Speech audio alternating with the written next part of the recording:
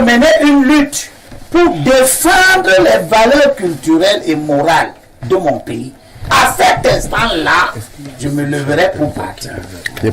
C'est contre les usages diplomatiques, mais ce qui est beaucoup plus contre les usages diplomatiques, c'est l'utilisation de cette scène, c'est l'utilisation des Jeux Olympiques pour venir faire des choses pour lesquelles des pays vous ont renvoyé.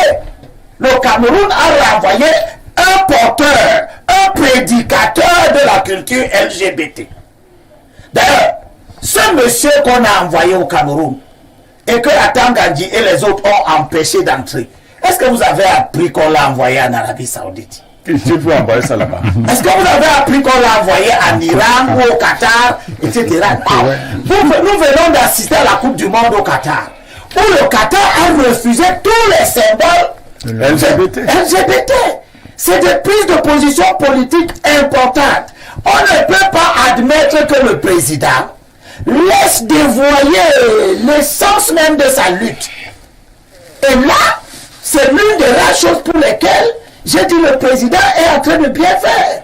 De refuser l'homosexualité après avoir eu un discours nuancé qui pouvait laisser croire aux promoteurs de ce genre de choses qu'on peut avoir des évolutions. Parce que quand il dit que les mœurs peuvent évoluer, ceux qui veulent promouvoir les LGBT ont cru qu'il voulait dire que peut-être après lui ça viendra. Mais les mœurs peuvent aussi évoluer dans la radicalité totale contre ce genre de pratique. Et le président à ce moment-là n'aurait pas dû se laisser gouverner par son comportement qu'on lui connaît, qui laisse tout pourrir avant de réagir. Comme il est en train de laisser pourrir tout au Cameroun, nous allons en parler tout à l'heure. Le président aurait dû à ce moment-là, peut-être pour le bien de toute l'Afrique, parce qu'il est devenu un patriarche. Un symbole? Oui, bon, un mauvais symbole, parce que si tout le monde vient là, comment quelqu'un de 92 ans est encore là, il vient en plus, je termine par là. Est-ce que vous êtes sûr que cette pluie était simple? Cette pluie-là, après les images. Après la sodomie, après la transformation des Jeux Olympiques, il y a une sodomie là-bas. La sodomie, c'est le fait d'être Sodome et Gomorrhe.